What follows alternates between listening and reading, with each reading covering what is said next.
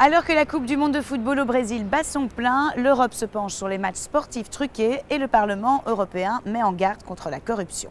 Plus de 450 matchs de football européen sont soupçonnés de corruption pour l'année 2013-2014. Il s'agit du dernier bilan de Federbet, la fédération européenne chargée du contrôle des flux financiers liés aux paris sportifs.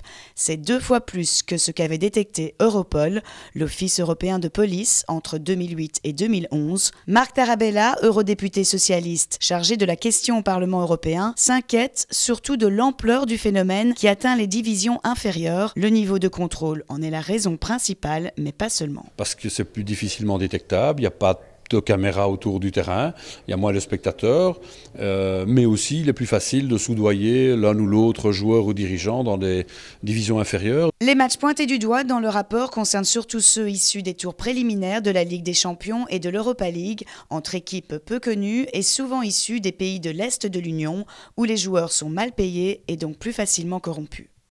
Country like Cyprus or Latvia or Bulgaria or Lithuania, it's easier to fix a match because it's easier to corrupt the football players because they don't need so much money like they could make it in higher division. Concernant les paris en ligne, le Parlement européen a déjà légiféré en septembre dernier, mais pour l'eurodéputé belge, il y a encore du travail à réaliser dans le domaine. Au niveau des paris en ligne, on a déjà eu une résolution qui a permis d'essayer d'éviter les paris sur n'importe quoi, les paris sur qui va avoir la première carte jaune, la première carte rouge, ce sont des paris criminogènes. Essayer d'éviter cela, éviter des paris sur des rencontres de mineurs d'âge, faire en sorte aussi que les paris puissent se faire de manière cadrée, qu'on ne puisse pas parier pendant la partie, une fois qu'elle est entamée, on ne parie plus. Mais ça, pour l'instant, ce n'est pas le cas. Autre piste de réflexion au Parlement européen, interdire les joueurs professionnels de parier. J'étais employé de banque et quand j'étais employé de banque, j'ai signé une déclaration sur l'honneur que je ne mettrai jamais les pieds dans un casino.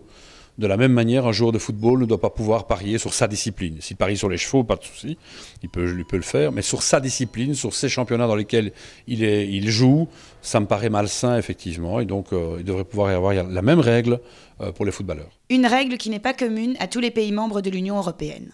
Le Parlement européen souhaite aujourd'hui davantage de coopération avec les fédérations nationales sportives pour cibler davantage de problèmes de corruption dans les pays européens.